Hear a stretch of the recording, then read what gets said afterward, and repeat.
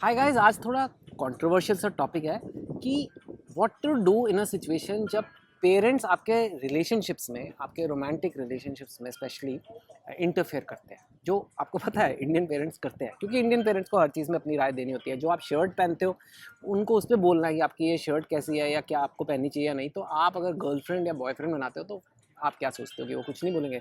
And even friends के बारे में कई बार बोलते हैं, पर लेकिन स्पेशली इंडियन पेरेंट्स जब आपके रिलेशनशिप्स में इंटरफेयर करें तब क्या करना चाहिए, राइट? अगर आप देखो कोई भी मोस्ट टीवी सीरियल्स यही होते हैं कि पेरेंट्स अपने बच्चों की लाइफ में इंटरफेयर कर रहे हैं और थोड़ा उनके जो उनकी हस्बैंड वाइफ वो सास बहू बेसिकली यही है ना कि एक तरह से पेरेंट्स और उनके बच्चे और बच्चों के रिलेशनशिप्स, उनके क्लैशेस, इसी पे ही इंडिया का टीवी चलता है। इसका मतलब यही इंडिया के इश्यूज़ हैं। तो ये इशू आपकी लाइफ में भी आ सकता है और अननेसेसरी स्ट्रेस क्रिएट कर सकता है, आपके करियर प्लान्स में बाधा डाल सकता है, आपके लाइफ प्लान्स में, आपकी खुशी में। बिकॉज हैप्पी लाइफ के लिए मैंने कहा है हेल्थ, रिलेशनशिप्स, करियर चाहिए। तो अगर रिलेशनशिप्स में वो इंटरफेयर कर रहे हैं तो आपकी हैप्पीनेस पे इफेक्ट हो सकता है। तो इसको कैसे हैंडल करना है, मैंने कहा इसके लिए एक वीडियो आपको छोटा सा बना के देता हूँ। क्योंकि अगर वो आपके शर्ट चूज़ कर रहे हैं, आपके कमरे के कर्टन चूज़ कर रहे हैं तो चलो ठीक है यार, कोई बात नहीं। लेकिन it's very difficult if they want to choose your relationships कि भाई तुम इससे प्यार करोगे, इससे नहीं करोगे। It's very difficult. एंड या फिर बोलेंगे इससे दोस्ती करोगे, ये तुम्हारे दोस्त बनेंगे, ये नहीं बनेंगे। It's very difficult. You have friends you love, but your parents dislike them, and you have a girlfriend but your mother makes faces when you mention her, right? What to do? What to do? अगर आपकी mummy शक्लें बना रही हैं, अगर आप girlfriend ला रहे हो, बोल नहीं रही कुछ, लेकिन ऐसे एक ऐसी शक्ल बना रही है कि आपको पता लग रहा है कि ये बात ठीक नहीं है। सो एक तरह से आपकी खुशी तो गई ना, तो दैट्स नॉट गुड। तो why can't they all get along? Of course ideally they should all get along. सब आपकी गर्लफ्रेंड को आपकी मम्मी बेटी की तरह माने, या ये वो ठीक है।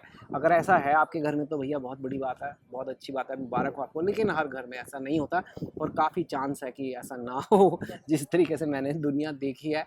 सो आई डोंट नो कैसे करना चाहिए आपको। बोल देना चाहिए पेरेंट्स को चलो जाओ आप भाड़ में, मेरी गर्लफ्रेंड है भैया, मेरा बॉयफ्रेंड है, आप कौन होते हो बोलने वाले ऐसे? ये तो आपको पता है इंडिया में हो नहीं सकता। तो खैर एनीवे ये नहीं कर सकते। या फिर आप ये करो कि अपनी गर्लफ्रेंड को बोलो सॉरी बेबी, मम्मी मना कर रही है, अब तुम जाओ, तुम आज से मेरी तुम्हारी गर्लफ्रेंड, तुम मेरी नहीं हो, आज से हमारी कुट्टी। मतलब ये इतने इतने चोमू भी आप नहीं हो, राइट? तो ऐसे भी नहीं करोगे। दोनों बहुत ही मुश्किल काम है। तो फिर क्या करो? छुप छुप के मिलो, छुप छुप के गर्लफ्रेंड बनाओ।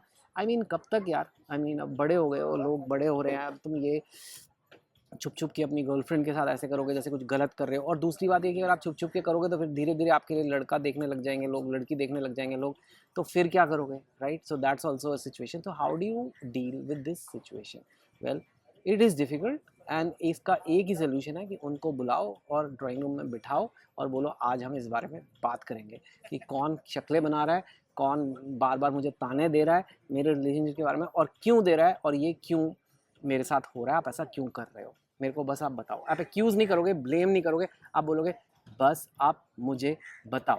तो फिर वो बोलेंगे और वो काफ़ी बोलेंगे और आपको लड़ना नहीं है, आपको बीच बीच में उनकी बात नहीं काटनी, आपको ये नहीं कहना। वो बोलेंगे कि ऐसी है, हमें ये नहीं अच्छा लगता, हमें वो नहीं अच्छा लगता, आपको ये नहीं कहना, आप ऐसे कैसे कह सकते हो।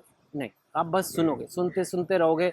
क्योंकि कुछ भी हो सकता है कि उनके रीजंस अलग अलग हो सकते हैं। इट कुड बी कि may be they have a point, may be they notice something about her और हिम जो उन्हें अच्छा नहीं लग रहा है। आपको जब उन्होंने बताया तो आपको लगा कि या maybe they have a point about this, right? But then at the same time हो सकता है कि something could be just a generation gap. अरे यार वो तेरी गर्लफ्रेंड तो फटी हुई जीन्स पहन के आती है, ऐसी लड़कियां हमारे घर क्यों आ रही हैं, राइट? और अगर कोई फटी हुई जीन्स पहन के आ रही है तो उनको लगता है कि वो इंसान अच्छा नहीं हो सकता। So now that is something silly because they don't know modern fashion. I'm not a big fan of fati hui jeans, but I understand. I think people sometimes wear it. Sometimes it can look cool also. So uh, they they they they may just, that's a frivolous reason. या फिर एक और reason parents का बहुत होता है insecurity, because अब तक बच्चा उन्हीं का रहा है, उन्हीं की बात सुनता है। बच्चों के लिए पेरेंट्स ही सबसे इंपॉर्टेंट है। जब गर्लफ्रेंड आ जाती है तो गर्लफ्रेंड इंपॉर्टेंट हो जाती है, थोड़ी सी इंपॉर्टेंस पेरेंट्स की कम तो हो जाती है। सिमिलरली बॉयफ्रेंड आएगा तो थोड़ी सी पेरेंट्स की इंपॉर्टेंस कम तो हो जाएगी, राइट? तो फिर उनको लगता है ना कि ये मेरा बेटा मेरा नहीं रहा, ये सब।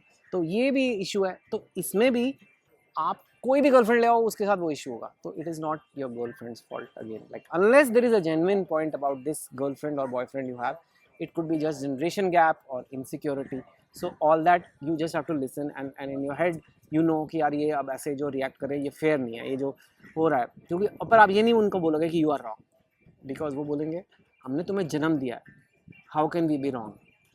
आई डोंट नो ये कैसा लाइसेंस है कि हमने आपको जन्म दे दिया तो हम गलत हो नहीं सकते, यू नो। ऐसे अगर होता तो go back generations, nobody is ever wrong in the history because they have given birth to all of us. I don't know. So anyway, but that, you know, that logic doesn't work, and अगर आप बोलोगे तो नहीं होगा, but you can say some things, you know, कि just because someone is wearing ripped jeans या फटी हुई jeans पहन रही है, इसका मतलब ये नहीं कि वो irresponsible person है या यू नो रेकलेस हैं। उनके टाइम पे, आपके पेरेंट्स के टाइम पे उनके फैशन चल रहे होंगे, तो ऐसा नहीं है कि यू कैन स्टार्ट अज्यूमिंग कि किसी ने ऐसे कपड़े पहने हैं तो ऐसे होगा, या कोई स्लीवलेस पहन के आई है तो उसमें मान मर्यादा नहीं है, हाय राम उसके कंधे देख लिए हमने। आई मीन सीरियसली ऐसे काम you have to tell them, पर of course you have to tell them nicely and kindly, because this is India. In Western societies parents को बच्चे बोल देते हैं, hey dad it's none of your business, hey mom it's my life my girl, you don't have anything. तुम यह यहाँ पे करोगे तो you will get one tight slap across your face, and you know I think आपको ये बात पता है, इसलिए यू नीड टू नो कि in India everything is your parents business. You can't say none of your business, it is their business, everything is. आपके grandchildren पे भी उनका व्यू होगा कि कौन सा डायपर उन्हें खरीदना चाहिए, वो भी वो बताएंगे आपको। तो इसलिए वो हमें, और डोंट वरी, एक दिन आप भी माँ बाप बनोगे, आपको भी मौका मिलेगा ये सब करने का। मैं क्या कहूँ, यू नो आइडियल तो नहीं है situation. So the only thing I say is handle the situation tactfully, tell them a few things about new generation, tell them कि यू नो आपकी बात में दम है, आपका ये पॉइंट वैलिड है, लेकिन ये जो चीज़ें हैं ये पूरी मेरी जनरेशन ऐसी है, तो अब आप बोलो कि मैं अब क्या करूँ, यू नो आपकी एज की कोई, आपके माँ बाप की एज को उनको बोलो कि आपकी एज के किसी से शादी करनी पड़ेगी मुझे, अगर आप चाहते हो कि आपकी जैसी सोच हो, वो तो नहीं हो सकता। So you have to but sit down in the drawing room and address this issue, because ये मुंह बनाना, ताने कसना, this is not very good. Ultimately it is your life यार, it is your life, your relationships, your happiness. So you have to do you go with the person you feel is right, but address this issue with your parents, get it sorted to the extent possible so that you can actually enjoy and be happy in your relationship, right? Take care.